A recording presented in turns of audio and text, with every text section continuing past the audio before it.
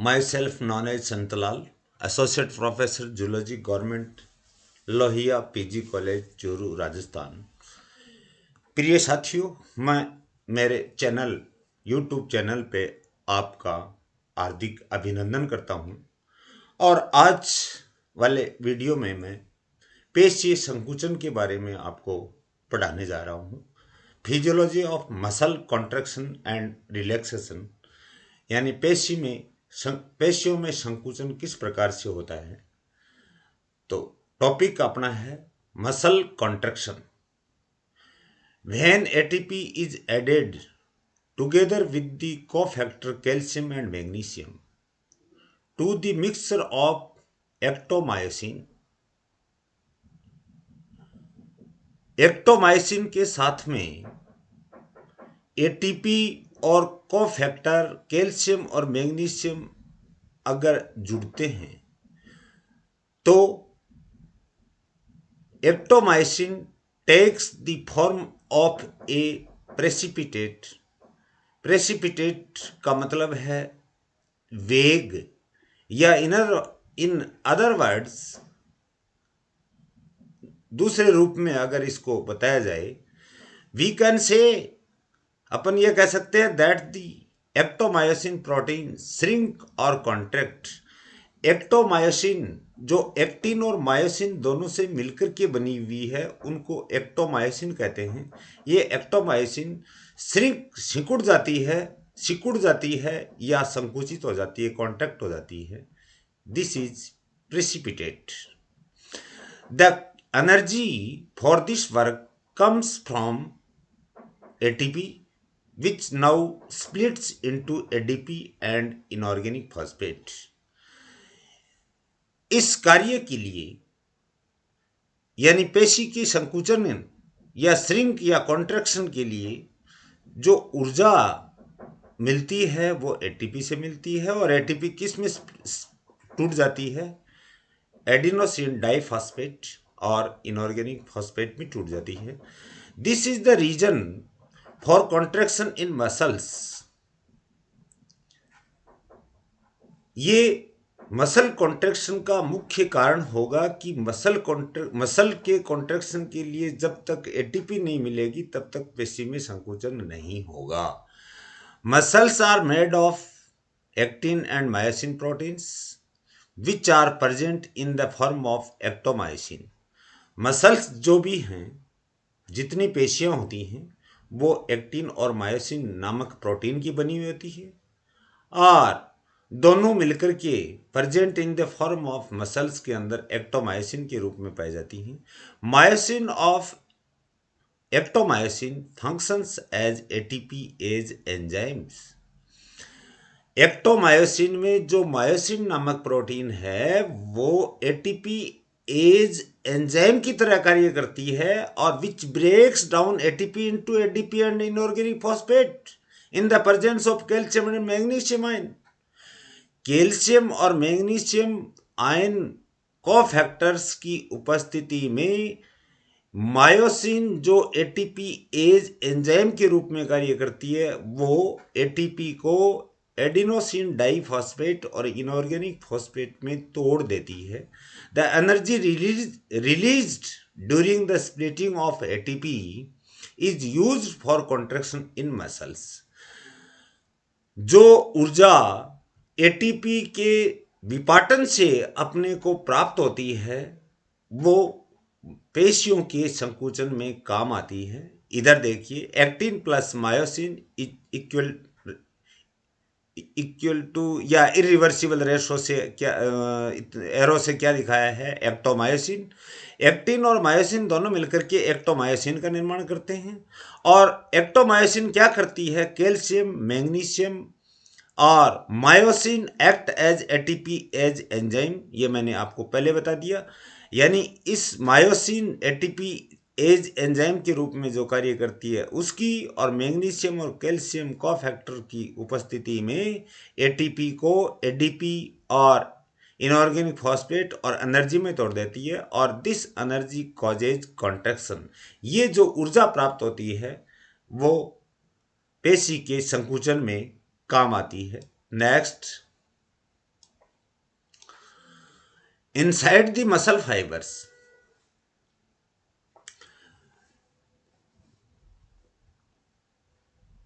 पेशी तंतुओं के अंदर प्रत्येक पेशी कोशिका जो होती है, मसल सेल जो होती है, उसमें पाए जाने वाला सार्कोप्लाज्म जो होता है, उसके अंदर माइक्रोसोम्स एंड माइटोकॉन्ड्रिया पाई जाती है। माइक्रोसोम्स, एक्चुअली माइक्रोसोम्स होते क्या हैं? ये वेसिकल या वेसाइकल लाइक आर्टिफैक्ट्स होती हैं, यानी आशय के समान, वेसाइकल के समान कलाकृतियाँ होती हैं और रिफॉर्म्ड होती हैं, पुनः निर्माण होता है from the pieces of endoplasmic reticulum या sarcoplasmic reticulum when eukaryotic cells are broken up in laboratory. जब प्रयोगशाला में अपन यूकैरियोटिक सेल को खोलते हैं तो जो एंडोप्लाज्मिक रेटिकुलम और पेशी कोशिका में मसल सेल के अंदर पाए जाने वाली एंडोप्लाज्मिक रेटिकुलम को सार्कोप्लाज्मिक रेटिकुलम भी कहते हैं। उनके ये छोटे छोटे टुकड़े हैं, कौन? माइक्रोसोम्स और माइटोकॉन्ड्रिया है। In an inhibitory substance inside the muscle fibers, an inhibitory substance, लेकिन वो होंगे किसमें? माइक्रोसोम्स और माइटोकॉन्ड्रिया में होंगे। मसल फाइबर्स या पेशी तंतुओं के अंदर संदमक सब्सटेंस पाया जाता है, called Aamby factors. Martial बेंडेल factor बोलते हैं क्योंकि मार्शल और बेंडेल ने इसको सबसे पहले डिस्कवर या इसको खोजा था। यानी एक मसल फाइबर्स जितने भी होते हैं उनके अंदर एक संदमक कारक या पदार्थ पाया जाता है जिसको एम बी फैक्टर या मार्शल बेंडेल फैक्टर कहते हैं, which makes the calcium ion inactive. ये क्या करते हैं? जो कैल्शियम आयन कॉन्ट्रैक्शन के लिए आवश्यक होता है उसको निष्क्रिय करने का कार्य करते हैं। Till the calcium ion remain inactive, the myosin cannot split ATP into ADP and inorganic phosphate, as a result of which energy is not released, hence there is no contraction। यहाँ क्या कहना चाहता है कि जब तक ये एम बी फैक्टर जो इनहिबिटरी पदार्थ के रूप में, सब्सटेंस के रूप में कार्य करता है, ये अगर एक्टिव होता है तो कैल्शियम आयन जो होता है वो एक्टिव नहीं हो पाता, ये इनएक्टिव करने का कार्य करते हैं। जब तक कैल्शियम आयन इनएक्टिव फॉर्म में होता है तो मायोसिन जो होता है वो कदापि एटीपी, एडिनोसिन ट्राइफॉस्फेट को एडिनोसिन डाइफॉस्फेट और इनऑर्गेनिक फॉस्फेट में नहीं तोड़ पाता, जिसके कारण से ऊर्जा का उत्पादन नहीं होता है, ऊर्जा निर्मुक्त नहीं होती है, जिसके कारण से मसल्स में कॉन्ट्रैक्शन या संकुचन नहीं होता। Contraction takes place when the instruction are sent down by brain to muscle fibres. Contraction संपन्न होते हैं जब ब्रेन से मसल फाइबर्स के पास में नर्व इंपल्स के रूप में मोटर न्यूरॉन्स के द्वारा प्रेरक जो न्यूरॉन्स या तंत्रिका तंतु जो होते हैं उनके द्वारा जब सूचनाएं आती हैं तब जाकर के इनमें कॉन्ट्रैक्शन होता है। Contraction takes place when the instructions are sent down by brain to muscle fibres. Contraction तब होगा जब ब्रेन के द्वारा मसल फाइबर्स को ब्रेन सूचनाएं संदेश संकुचन होने के लिए संदेश ट्रांसमिट करेगा इन the form of nerve impulse through the motor neurons. किसके द्वारा? मोटर न्यूरॉन्स के द्वारा ये तंत्रिका आवेग भेजता है। कौन? ब्रेन, मस्तिष्क जो है वो तंत्रिका आवेग भेजता है मसल फाइबर्स को, पेशी तंतुओं को। As the nerve impulse reaches in the muscle fibre, जैसे ही तंत्रिका आवेग मसल फाइबर तंत्रिका तंतु में पहुंचता है, इट्स मसल फाइबर के एक मसल फाइबर जो है उसकी बाहरी झिल्ली या मसल सेल जो है उसकी बाहरी झिल्ली को सार्कोलिमा कहते हैं। तो इट्स सार्कोलिमा आउटर मेम्ब्रेन होती है, इज डीपोलराइज्ड। डीपोलराइज्ड का मतलब है डिस्टर्बेंस ऑफ आयंस। विश्रामावस्था में प्रत्येक कोशिका की बाहर की तरफ पॉजिटिव आयंस होते हैं, धनात्मक रूप से आवेशित होती है बाहर की साइड आउटर मेम्ब्रेन, और इनर साइड ऋणात्मक रूप से आवेशित होती है।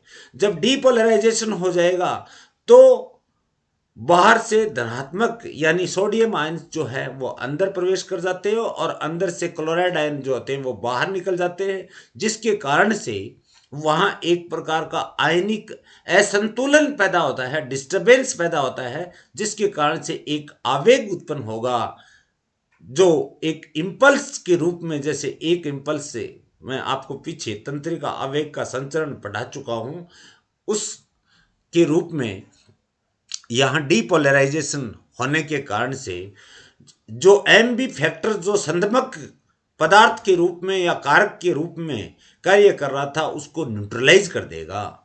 Depolarisation of sarcolemma neutralise the effect of M B factor.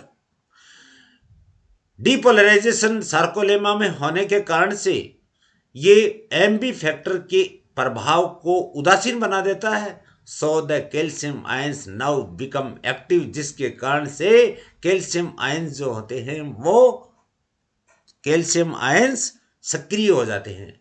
In the presence of active calcium ions, अब कैल्शियम आयन उपस्थित हो गए और एक्टिव हो गए, मायोसिन स्प्लिट्स एटीपी। अब मायोसिन जो होती है वो एटीपी को एडीपी और इनऑर्गेनिक फॉस्फेट में तोड़ देती है और साथ में ऊर्जा का उत्पादन करती है या ऊर्जा निर्मुक्त करती है। और ये ऊर्जा जो होती है कॉजेज कॉन्ट्रैक्शन यानी पेशी के संकुचन के लिए, मसल फाइबर्स के कॉन्ट्रैक्शन के लिए काम में आती है।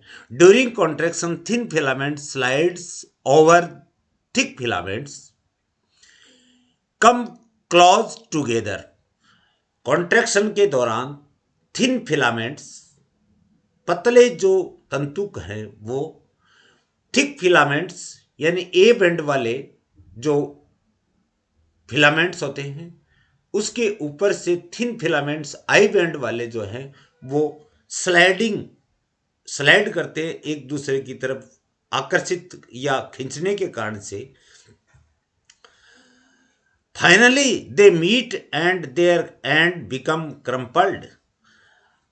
अंतिम रूप से आपस में मिल जाते हैं और उसके जो अंतिम सिरे जो होते हैं वो या तो टूट जाते हैं या बिखर जाते हैं, जैसा आगे डायग्राम में मैं आपको दिखाऊंगा। एक आई थी अपने पास M line.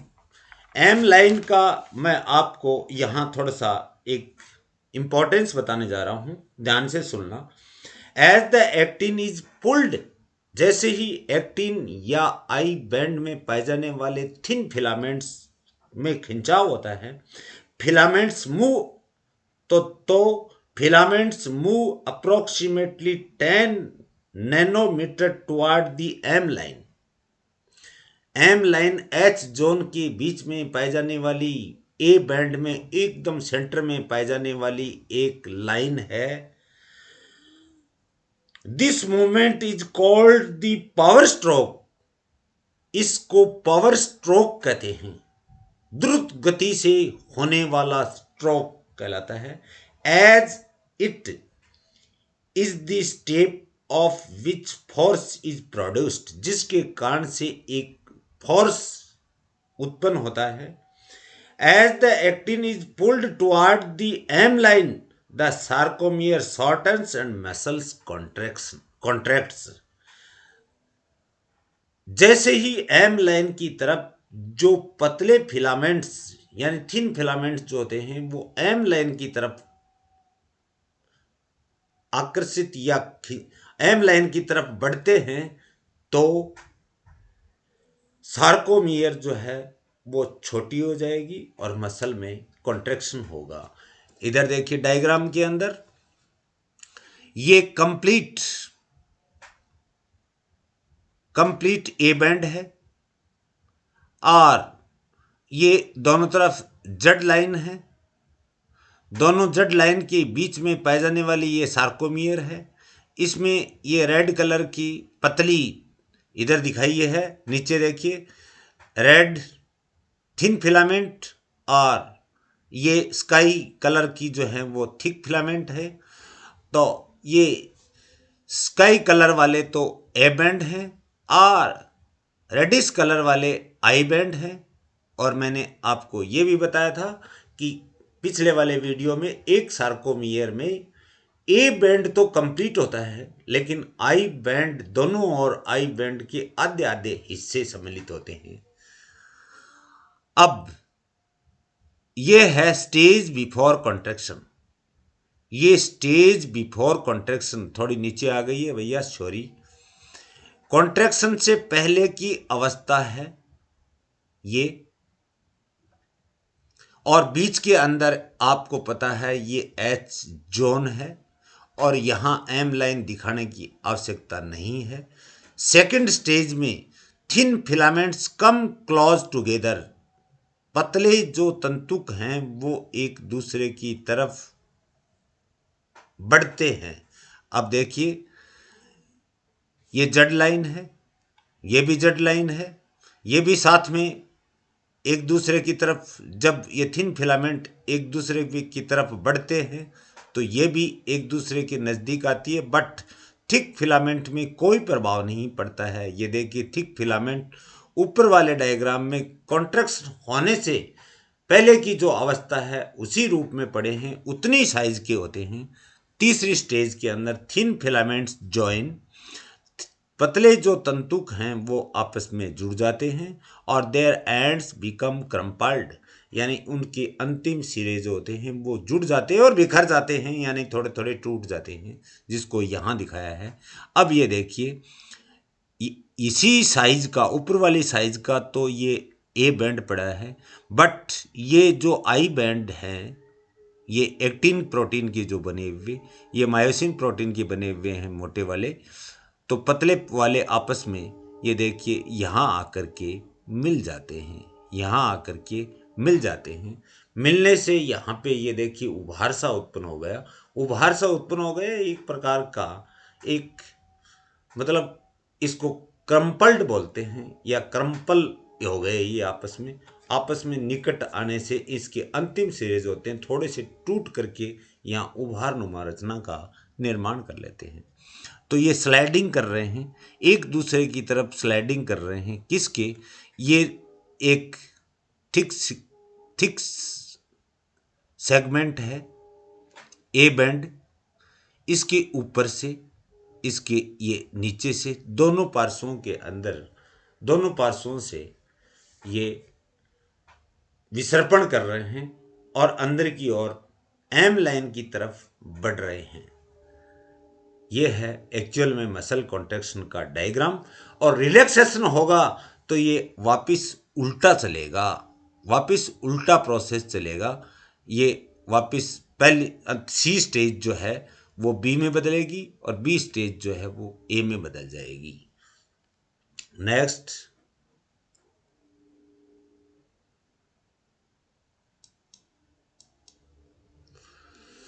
During the process of filaments themselves remain constant in length. During this process, इस प्रोसेस के दौरान फिलामेंट्स जो होते हैं वो लंबाई में स्थिर बने रहते हैं। कौन से? ए बैंड वाले। The length of A band remains constant during contraction and relaxation. Where, यानी ए बैंड या मोटे तंतु जो हैं, थिक फिलामेंट्स जो होते हैं वो सदैव अपनी लंबाई में न कभी छोटे होते हैं न बड़े होते हैं, उनकी लेंथ तो हमेशा स्थिर रहती है। Whereas the length of I band is found to change, जबकि आई बैंड यानी थिन जो फिलामेंट्स होते हैं, थिन वाले एक्टिन वाले जो आई बैंड जो है उनके अंदर पाए जाने वाले जो तंतु हैं उनमें परिवर्तन होता है, छोटे भी होते हैं और आकृति में छोटे कॉन्ट्रैक्शन में, और रिलैक्सेशन होगा तो इनकी साइज वापस बड़ी हो जाएगी। Also the length of H zone, H zone बीच में है, एच जोन भी कम होगा और कभी बढ़ जाएगा, कॉन्ट्रैक्शन होगा तो कम होगा, रिलैक्सेशन होगा तो बढ़ जाएगा। Also the length of H zone is increased and decreased when the length of the I band, जब I band की लेंथ कम होगी तो H जोन का क्षेत्र भी डिक्रीज हो जाएगा, और जब I band की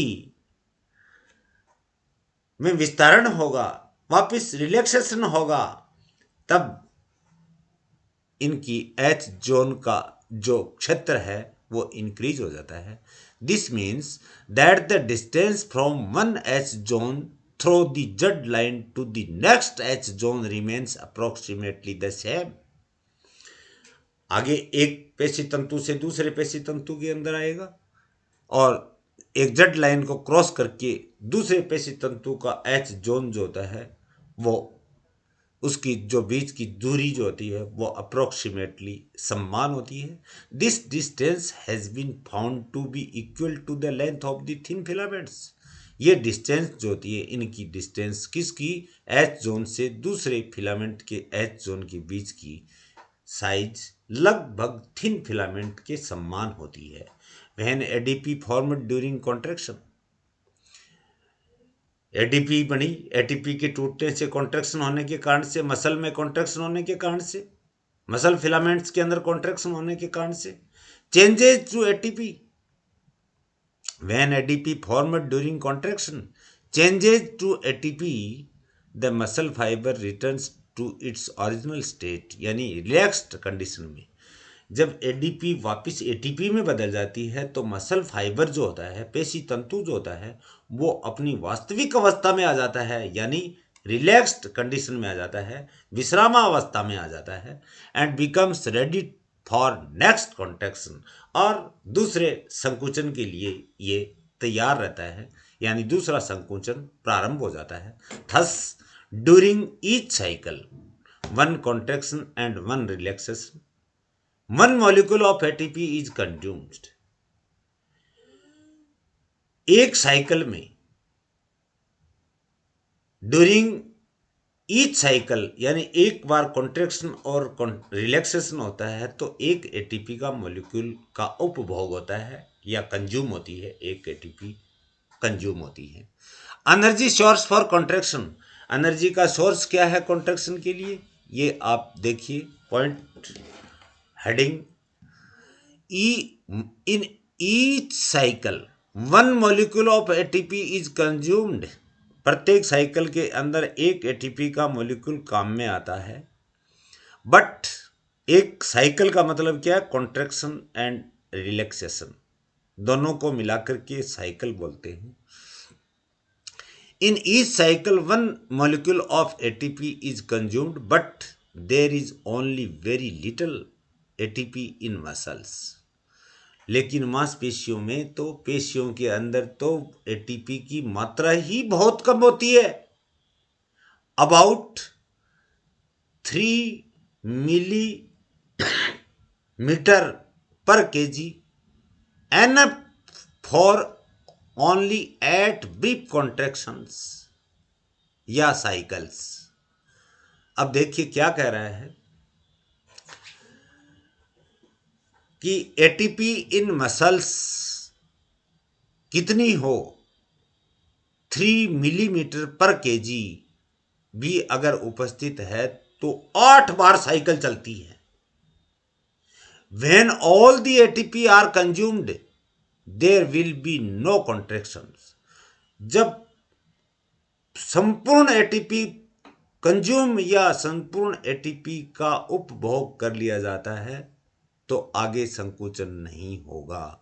हैंस चूंकि for continuous contraction it is essential that the ATP broken down during muscle activity should be rapidly restored by using energy from other sources, for example phosphocreatine and glycogen। अब क्या है ये कहना चाहता है ये कि मांसपेशियों में या पेशीय तंतुओं के अंदर सदैव संकुचन नियमित रूप से कंटिन्यूअसली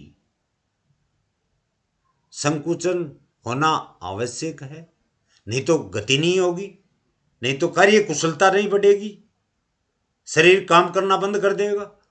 तो इसलिए मसल्स में कॉन्ट्रैक्शन एंड रिलैक्सेशन चलाने के लिए ऊर्जा की आवश्यकता होती है और वो ऊर्जा इनको कहाँ से प्राप्त होती है वो बताना चाहता है। Continuous contraction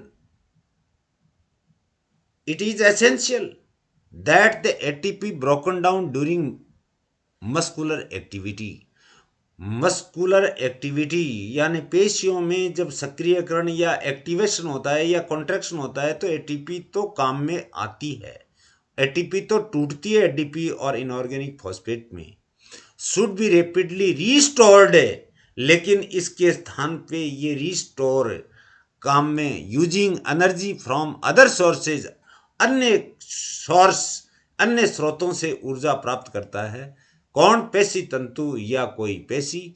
phosphocreatine about 20 millimetre पर KG NF for 100 contractions.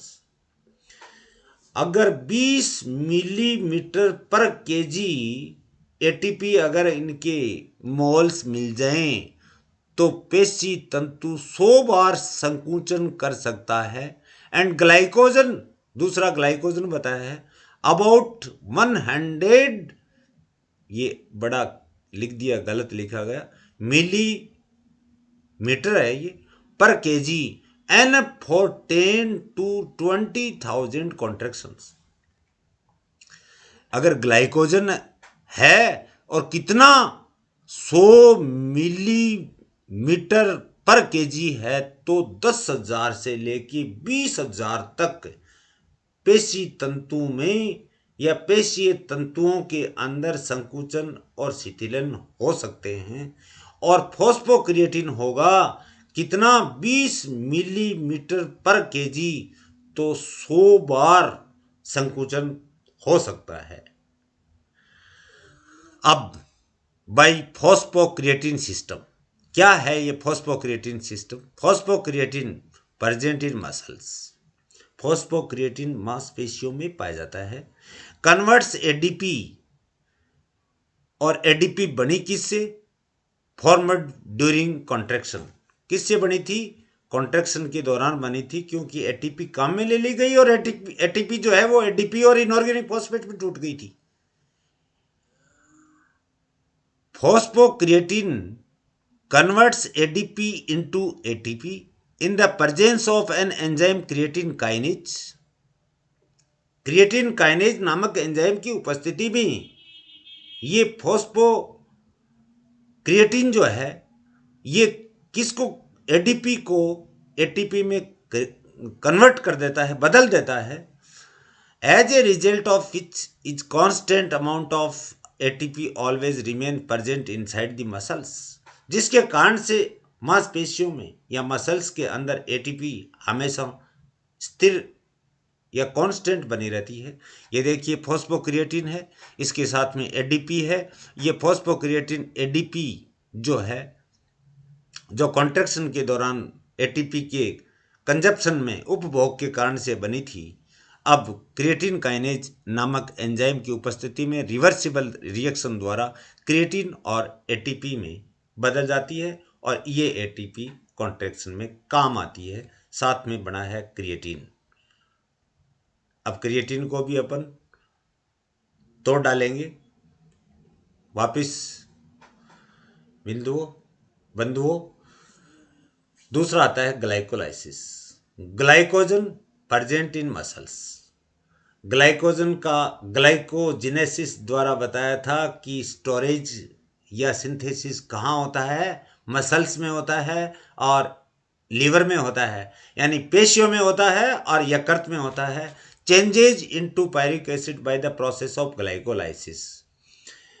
Glycogenolysis द्वारा ग्लाइकोजन किस में बदलेगा, ग्लूकोज में बदलेगा। और ग्लूकोज जो होता है वो एनारोबिक रेस्पिरेशन द्वारा, अनाक्षीय श्वसन द्वारा, बिना ऑक्सीजन की उपस्थिति में ग्लाइकोलाइसिस द्वारा ग्लूकोज जो होता है वो पायरिक एसिड की दो अणुओं में टूटता है। This pyruvic acid converts into lactic acid by anaerobic respiration. अनाक्षीय श्वसन द्वारा पायरिक एसिड मांसपेशियों के अंदर लैक्टिक एसिड और अल्कोहल में बदलता है। ये पीछे भी बता गया। यहाँ लैक्टिक एसिड के बारे में काम ले रहे हैं क्योंकि अपने को ऊर्जा चाहिए। During these reaction energy is liberated in the form of ATP. जब पायरिक एसिड लैक्टिक एसिड में बदलता है अनाक्षीय श्वसन द्वारा, बिना ऑक्सीजन की उपस्थिति के द्वारा, उस समय भी ऊर्जा का उत्पादन एटीपी के रूप में होता है। During glycolysis 2 molecule of ATP are obtained. Glycolysis के द्वारा 2 एटीपी के मॉल या मॉलिक्यूल्स जो होते हैं वो प्रत्यक्ष रूप से अपने को प्राप्त होते हैं। टोटल एटीपी के मॉल्स तो बनते हैं या मॉलिक्यूल्स तो बनते हैं 8, लेकिन डायरेक्ट एटीपी अपने को ग्लाइकोलाइसिस द्वारा कितनी बनती है, 2 और 3 2 बार NADPH के साइटोक्रोम पाथवे में जाने के पश्चात मिलती हैं। तो 3 और 3 6 2 8 बनती टोटल 10 है, लेकिन 2 पे बैक हो जाती है ग्लाइकोलाइसिस के स्टेप नंबर 1 और स्टेप नंबर 3 में। लेकिन ज़्यादा विस्तार से बताने की जरूरत नहीं है। ग्लाइकोलाइसिस से डायरेक्ट एटीपी के 2 मॉलिक्यूल्स अपने को ऑब्टेन या प्राप्त होते हैं। This energy converts creatine. अब देखो क्रिएटिन वहां बना था, ये कुछ हार्मफुल है, शरीर के लिए नुकसानदायक है। फॉर्मड ड्यूरिंग फॉस्फोक्रिएटिन सिस्टम, पीछे फॉस्फोक्रिएटिन सिस्टम के द्वारा इनटू फॉस्फोक्रिएटिन। ये एनर्जी अपने को जो एटीपी के ग्लाइकोलाइसिस द्वारा जो एटीपी अपने को प्राप्त हुई, 2 एटीपी के मॉल्स जो प्राप्त हुए हैं, ये क्रिएटिन को फॉस्फोक्रिएटिन में बदल देते हैं so that ATP can be obtained from it once again, जिसके कारण से एटीपी अपने को पुनः वापिस प्राप्त हो जाती है। Lactic acid so formed in muscles. Lactic acid मांसपेशियों में बनता है, comes into liver through blood. अब ये लैक्टिक एसिड जो मांसपेशियों के अंदर पड़ा है वो वापिस लिवर में पहुंच जाता है through the blood, via blood के द्वारा, जहां जाकर कि क्या करेगा, some part of the lactic acid, कुछ भाग लैक्टिक एसिड का अंडरगो एरोबिक रेस्पिरेशन, यानी ऑक्सीजन की उपस्थिति में क्रेब्स साइकिल में पहुंच जाता है with the help of oxygen. यानी कुछ लैक्टिक एसिड का भाग एरोबिक रेस्पिरेशन या क्रेब्स साइकिल में चला जाता है with the help of oxygen during this process. इस प्रोसेस के दौरान CO2 and H2O and energy अपने को प्राप्त होती है। और क्रेब्स साइकिल के अंदर एक एसिटाइल को एंजाइम एक क्रेब्स साइकिल में अगर प्रवेश करता है तो 12 एटीपी बनते हैं और 2 पायरिक एसिड से, प्रत्येक पायरिक एसिड से एक एसिटाइल को एंजाइम ए बना था ग्लाइकोलाइसिस द्वारा, 2 अगर बदलते हैं तो 12 इंटू 2 बराबर 24। लेकिन फिर भी कम से कम अगर एक भी acetyl co enzyme A Krebs cycle में प्रवेश करता है तो 12 एटीपी बनते हैं। यहां तो कुछ भाग लैक्टिक एसिड का कह रहा है कि एरोबिक रेस्पिरेशन में प्रवेश करके क्रेब्स साइकिल, एरोबिक रेस्पिरेशन या श्वसनीय ऑक्सीजन युक्त श्वसन होता है ये, और माइटोकॉन्ड्रियल मैट्रिक्स में चलता है। और ग्लाइकोलाइसिस साइटोसॉल, साइटोप्लाज्म यानी कोशिका के कोशिका द्रव्य में चलता है। तो इसके दौरान अंतिम उत्पाद क्या बनेंगे? CO2 बनेगी, H2O बनेगा और ऊर्जा बनेगी। Second, this energy converts rest of the lactic acid into glycogen. अब ये जो ऊर्जा अपने को क्रेब साइकिल द्वारा जो अपने को लीवर में पहुंचने के पश्चात जो ऊर्जा अपने को प्राप्त होती है वो लैक्टिक एसिड को ग्लाइकोजन में बदल देते हैं, which again go to the muscle through blood, जो वापिस लीवर से ब्लड के माध्यम से वापिस मसल के अंदर आ जाता है। कौन? Glycogen. Energy converts rest of the lactic acid into glycogen, यानी जो एनर्जी अपने को क्रेब साइकिल से प्राप्त हुई है वो एनर्जी जो है वो लैक्टिक एसिड को ग्लाइकोजन में बदल देगी, और ये ग्लाइकोजन जो लीवर के अंदर पड़ा है ये वापस पेशियों में आ जाता है थ्रू ब्लड यानी रक्त के द्वारा। In this way a constant amount of glycogen is maintained in muscles, जिसके कारण से पेशियों के अंदर ग्लाइकोजन की सांद्रता सदैव स्थिर बनी रहती है। मेरे प्यारे विद्यार्थियों, मेरे मित्रों, मेरे परम मित्रों, और कुछ हो सकता है मेरे फैकल्टी मेंबर्स भी होंगे, मैंने जी लगा करके आपको ये टॉपिक समझाने का प्रयास किया है। कॉन्ट्रैक्शन ऑफ मसल्स या physiology of muscle contraction and relaxation नाम से प्रश्न पूछा जाता है। सभी प्रकार की परीक्षाओं में छोटी से छोटी NEET, second grade, first grade, assistant professor, NET, JRF और बाकी की जितनी भी ICS, RAS नाम की जितनी भी कम्पिटिटिव एग्जाम होती हैं उसके अंदर ये महत्वपूर्ण प्रश्न है, महत्वपूर्ण। इसके अंदर कई चीज़ें अपने को प्राप्त होती हैं, और इस वीडियो को जो मेरे परम मित्र और विद्यार्थी वॉच कर रहे हैं उनको मैं दिल से आभार और शुभकामनाएं प्रेषित करता हूं। Thank you for watching my this video.